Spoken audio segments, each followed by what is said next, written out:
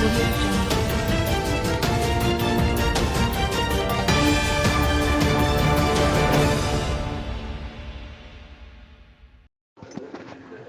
வணக்கம். செய்திகள் வாசிப்பது பத்மா சகாதேவன். கலைஞரின் கனவு இல்ல திட்டத்தில் 210 பயனாளிகளுக்கு பணியாணை வழங்கிய பர்கூர் சட்டமன்ற உறுப்பினர் மதியழகன். கிருஷ்ணகிரி மாவட்டம் காவேரிப்பட்டினம் கிழக்கு ஒன்றியத்திற்கு உட்பட்ட ஆவத்துவாடி உள்ள தனியார் மண்டபத்தில் நடைபெற்ற விழாவில் ஆவத்துவாடி அதன் சுற்றுவட்டாரத்தில் உள்ள 15ற்கும் மேற்பட்ட கிராமங்களைச் சேர்ந்த 210 பயனாளிகளுக்கு கலைஞரின் கனவு இல்ல திட்டத்தில் இலவச வீட்டிற்கான பணி ஆணையை பர்கூர் சட்டமன்ற உறுப்பினர் மதியழகன் வழங்கினார்.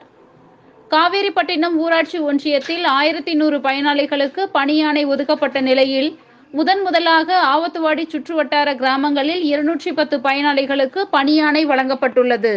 இனிவரும் நாட்களில் அனைத்து பயனாளிகளுக்கும் பணியாணை வழங்கப்படும் என விழாவில் மதியழகன் பேசினார்.